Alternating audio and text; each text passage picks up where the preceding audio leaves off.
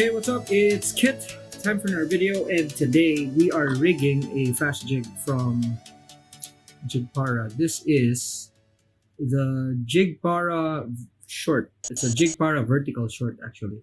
It is an asymmetrical fast jig, and it's basically an all-around jig. Okay, and the best way to rig this is, for me, with a single hook. I only rig this with a single hook because I don't use short jigging techniques with it. I use fast jigging techniques with it, and it works really well. Now, one of the hallmarks of this jig is that it's actually very easy to use, and this is something that is kind of like a theme for Majorcraft. It's that all their products, pretty much, they want it to be as easy to use as possible. And this is no exception. So this jig is actually very easy to use, and literally something that, just someone who just started would be able to use very, very effectively. So we're gonna splice some Varivas SS assist line.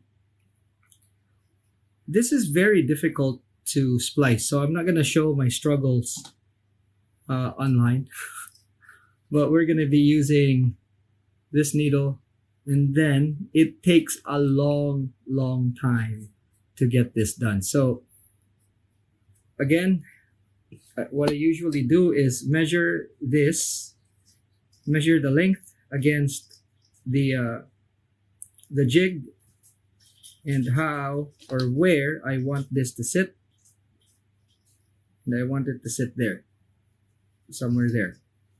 Okay, so that's the length. And what we're gonna do is we're gonna cut a long piece, which is about the length of the jig, as you can see there, together with the eye.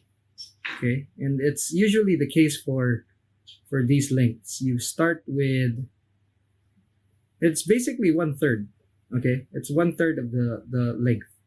So what you want is to get the length of the jig, like right there. This is gonna take me at least 30 minutes of coaxing. So as you can imagine, it's not easy, and I have to go off air or off camera just to be able to do this, because it really takes time. That's A, and B, and this is only for this assist cord, and this is very old school. So we take the core, and you're left with something that's tightly woven and really strong. Okay, so there's the core, right? As you can see there. Take that off. All right, and you're left with this beautiful piece right here. So some tips. Okay, what you want is to slice this diagonally so it enters easier. Kind of hard, but just put a taper on it, and it would actually go easier. Okay, all right, so I'm gonna go offline. I'm gonna do this, and when it's done, we're gonna start back in. All right, so yeah, guys, if you're new to this channel talks about the hows and whys of fishing. We cover everything from big game, ultralight, fly fishing, everything in the middle. And today I am rigging the Jigpara short vertical for our jig rigging library. All right, so I'll see you after the jump. Boy, that was a struggle. Anyway, we have this now, so we will proceed to tying this up. All right, now let's see exactly where we want to place this again, just to be sure. So should be around there. Okay, now what you want is to count 1, 2, 3. So that's on the third silver thing, right? So just so it's perfect. Okay, oops, actually. Now here's something to note. Okay, let me zoom you guys in so that you can see. All right, when you're tying hooks that are spade heads, it means there's no eye. Okay, you tie them upside down. But with eyes, you go from the bottom, go like that. Okay, and most of your ties are going to be on this side, if not all of it. All right. So then, what you need to do is, because this, okay, so you want your hook to be there. Okay, and you'll see if you align it like that, you'll find that it will. So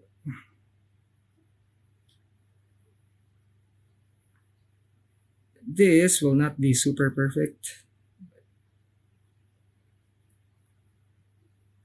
Okay, you want this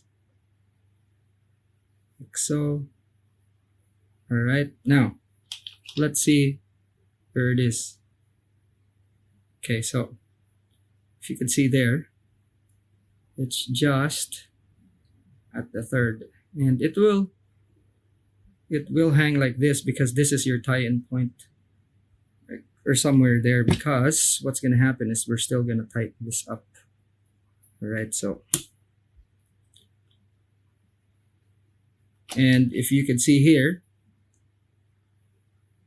okay, what I've done is to hide the doubled line so that it will be in the knot and not really visible. And what I'm tying on here is the tag. That way my wraps are going to be pretty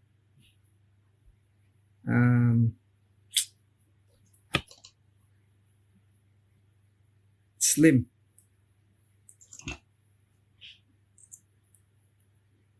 Okay, there we go.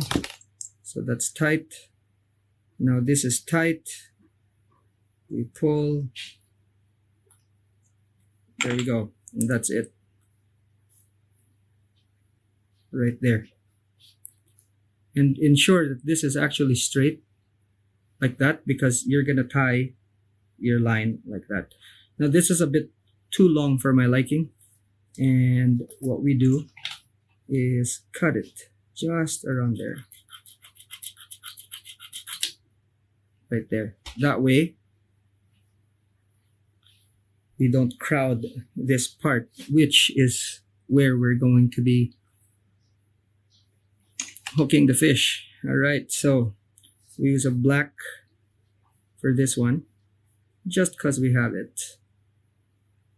Okay, start out with loose wraps, and then tighten, and then that's it. There's many different ways to start the tying process, and what I've done there is just a few loose wraps,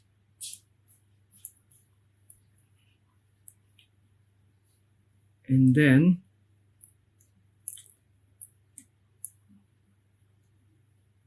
start with the very tight wraps. As you can see here, we're doing this as tight and as close as we can to make it super neat.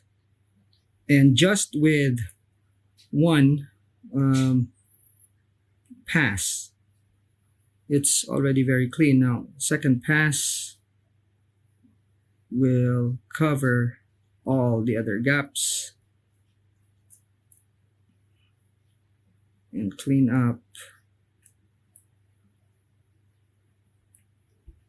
even more.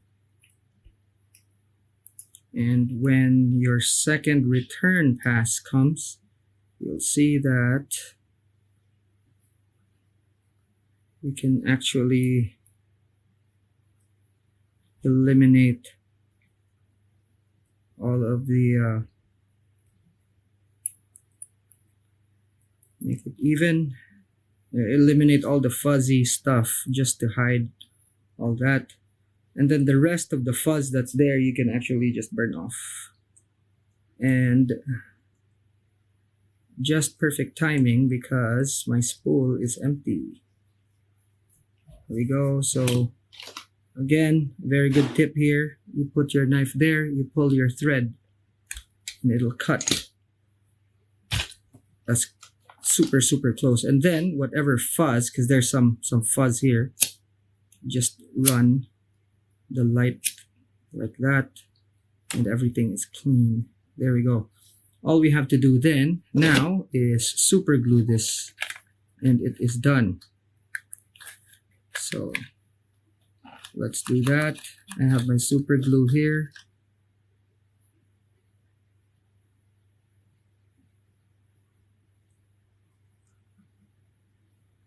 And it's better to apply it like this.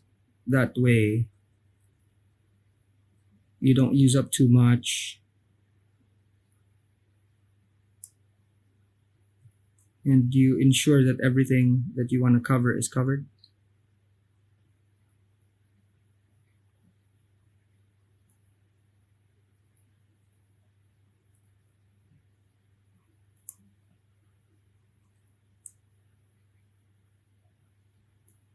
There we go.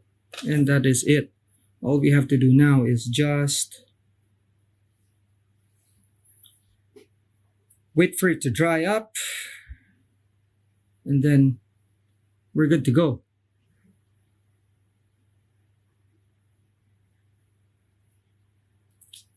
So let me zap this with accelerant.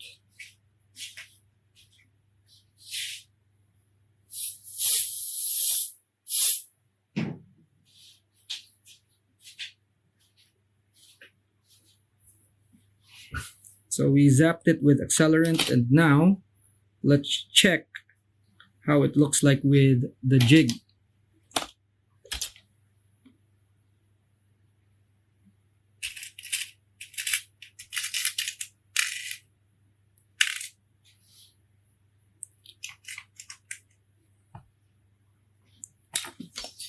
Okay, take a split ring here. I just took like a random split ring, so whatever I have on my desk. And I just saw this one.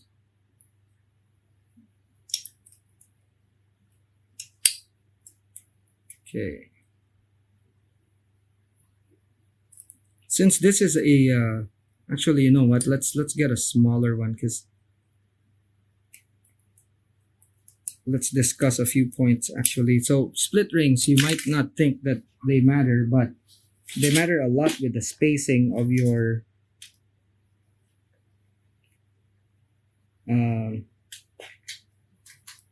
jig or your hook relative to the jig, and it's important that you have that. Now this split ring, because it's a fast jig, it is actually not load bearing, so you can put a relatively small split ring just so.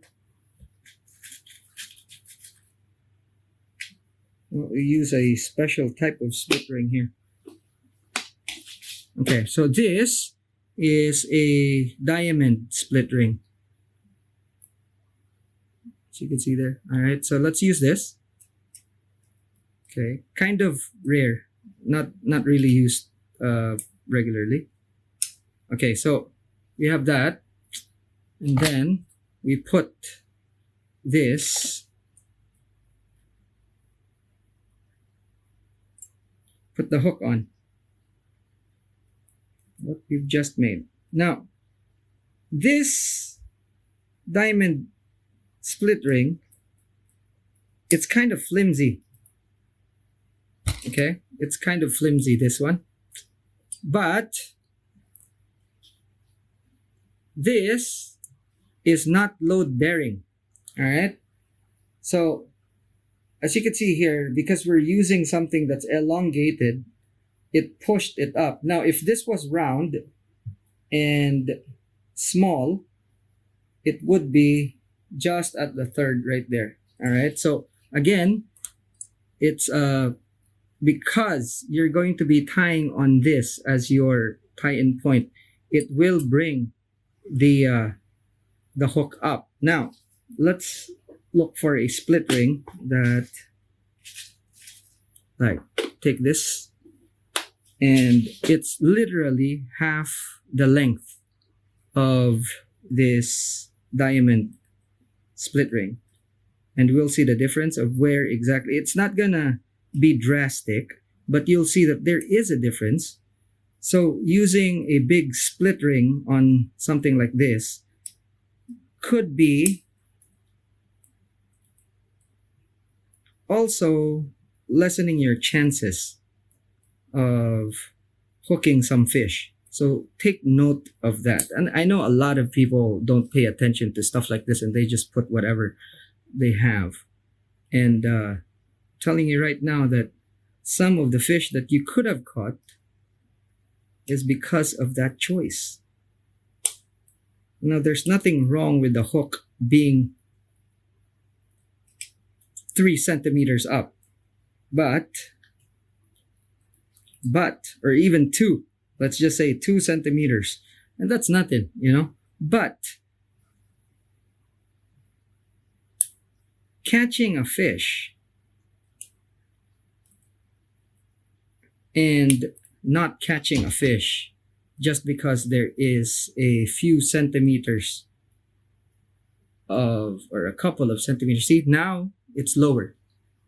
Now it sits lower, and it's actually kind of aligned with the third line right there. Okay,